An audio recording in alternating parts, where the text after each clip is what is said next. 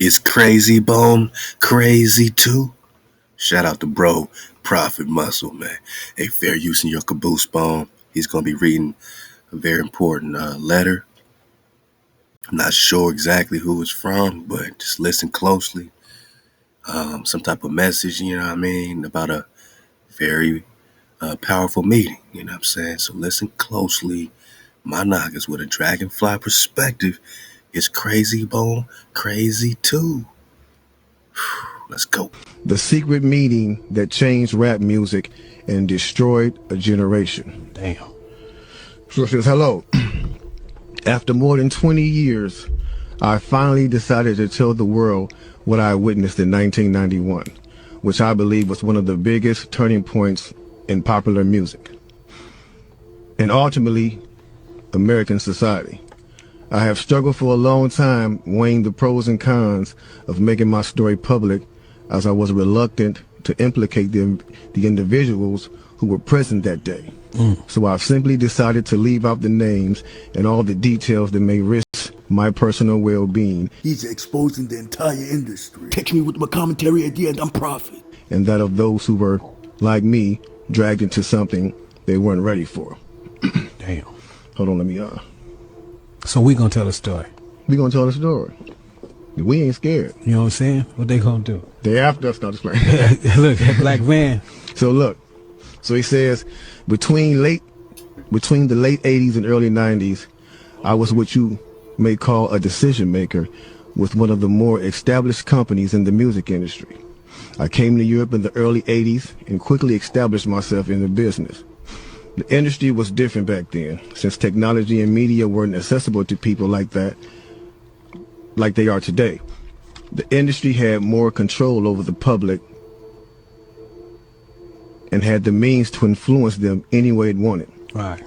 This may explain why in early 1991, I was invited to attend a closed-door meeting with a small group of business insiders to discuss rap music's new direction. Rap music's new direction. Yeah. Little did I know we would be asked to participate in one of the most unethical and destructive business practices ever seen. Crazy. So this was the meeting.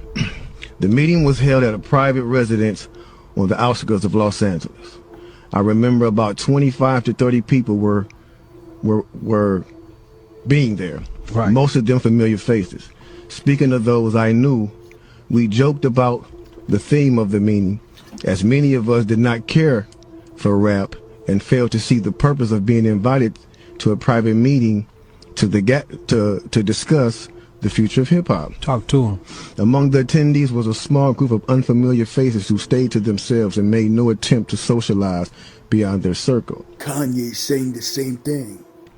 Based on their behavior and formal appearances, they didn't seem to be from our industry.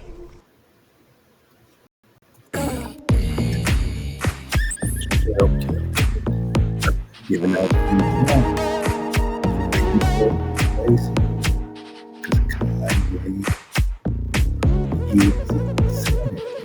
let's go.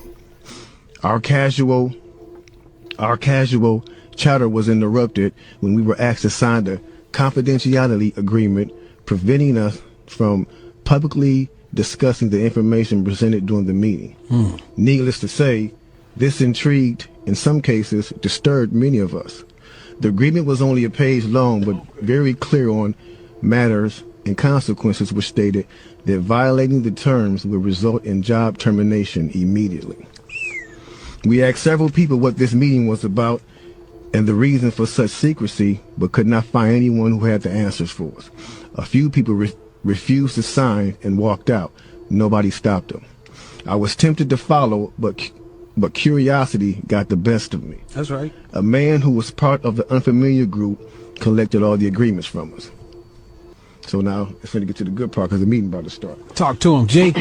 It says, quickly after the meeting began, hold on one second. Get your popcorn, y'all. Popcorn, get your pistol. No, For real though. Quickly after this meeting began, one of the industry colleagues, who shall remain nameless like everybody else, thanked us for attending. He then gave the floor to a man who only introduced himself by first name and gave no other details about his personal background. I think he was the owner of the residence, but that was never confirmed. He briefly praised all of us for the success we had achieved in our industries and congratulated us for being selected as part of this small group of decision makers. At this point, I began to feel slightly uncomfortable and the strangeness of this gathering. The subject quickly changed as the speaker went on to tell us that the respective companies we represented had invested in a very profitable industry, which could become even more rewarding with our active involvement. Damn. He explained that the companies we worked for had invested millions into the building of privately owned prisons, and that our positions of influence in the music industry would actually impact the profitability of these investments. Then he says, I remember many of us in the group immediately looking at each other in awe and confusion. At the same time, I didn't know what a private prison was, but I wasn't the only one. Sure enough, someone asked what these prisons were and what any of this had to do with music. We were told that these prisons were built by privately owned companies who receive funding from the government based on the number of inmates. The more inmates, the more the government would pay these prisons. It was also made clear to us that since these prisons are privately owned, as they become publicly traded, we'd be able to buy shares. Most of us were taken back by this. Again, a couple of people asked what this had to do with us. At this point, my industry colleague who had first opened the meeting took the floor again and answered our questions. He told us that since our employees had become silent investors in this prison business, it was now in their interest to make sure that these prisons remain filled. Our job would be to help make this happen by making music which promote criminal behavior, rap being the music of choice. Now, we got the finale of Yeezy Said It. I said we're going to keep it going, but, we'll call that the finale. We got Mr. Liar, saying that, hey, I'm just padding my pockets. I'm promoting the drugs and the, low vibration, murder, demon time. I'm choosing that because I got mouths to feed. And then you see it's deeper than him. There was a whole meaning about it that changed hip hop forever. Yeah, none of the conscious groups are being supported now. It's just about destruction, sex, drugs, and alcohol, right? Murder, gangster rap. And I love, West Coast gangster rap, you know what I mean? But I got to think about it too with a Dragonfly perspective and say, did they think about, are they playing chess? Who's running it? Who's the Jerry Hellers and all these Easy, all that? Clearly they're controlling it then, which means that they had a plan to put us in that frequency to divide us. Now that's divide and conquer. He assured us that this would be a great situation for us because rap music was becoming an increasingly profitable market for our companies, and as employees, we also be able to buy stocks in these prisons. Immediately, silence came over the room. You could have heard a pin drop. I remember looking around to make sure I wasn't dreaming and saw half of the people with dropped jaws. Man, what about that? Music, prison, public school fit into all it. My days was interrupted when someone shouted, "Is this a fucking joke?" At this point, things became chaotic. Right. Two of the men who were part of the unfamiliar group grabbed the man who shouted and attempted to remove him from the house. A few of us, myself included, tried to intervene. One of them pulled out a gun, and we all backed off. They separated us from the crowd, and all four of us was escorted outside. My industry colleague, who opened up the meeting earlier, hurried out to meet us and reminded us that we had signed an agreement and would suffer the consequences of speaking out about this publicly, or even those who attended the meeting. Damn. I asked him, why was he involved with something so corrupt? And he replied, it's bigger than the music business and nothing we can do.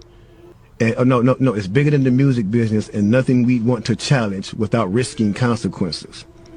We all protested as we walked back into the house. I remember word for word the last thing he said. It's out of my hands now.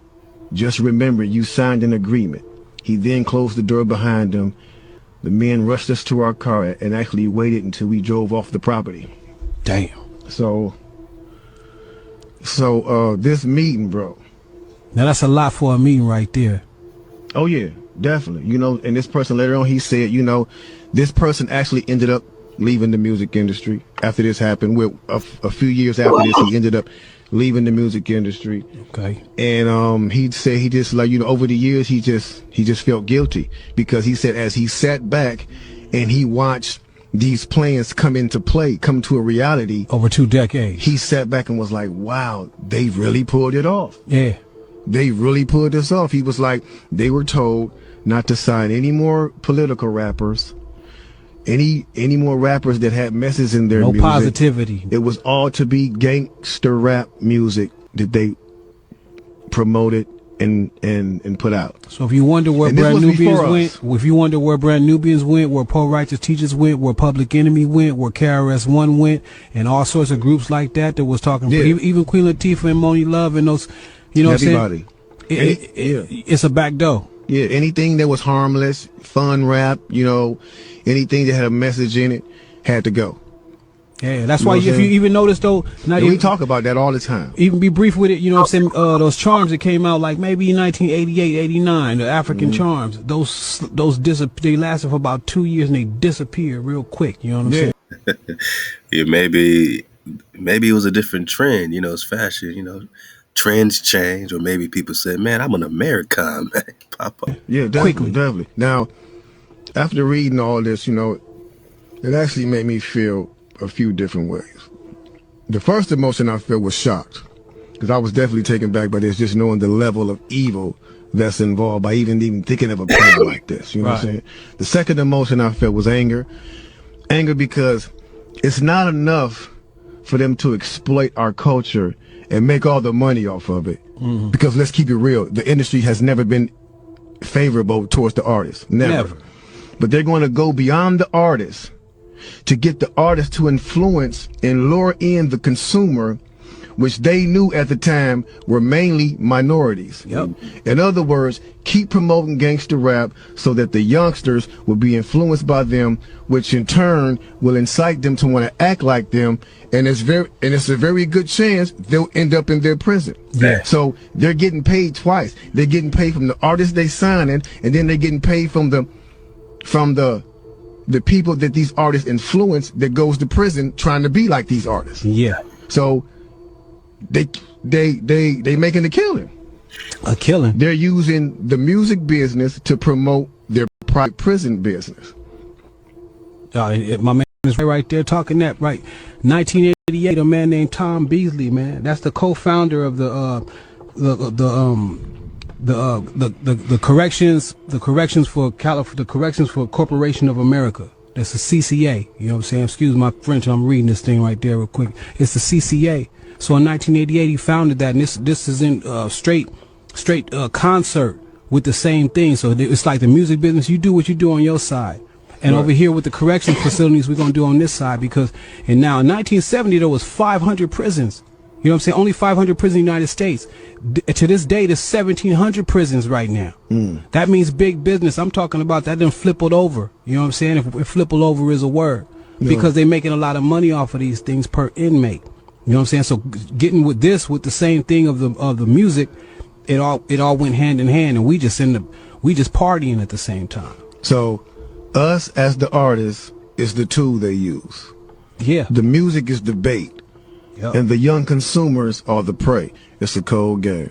Cold game, bro. Cold You know what I'm game. saying? Then I felt sad. Sad because everything we seem to try to create we always seem to give it away. We're always being tricked and deceived into believing that they have our best interests at hand when clearly they never have, and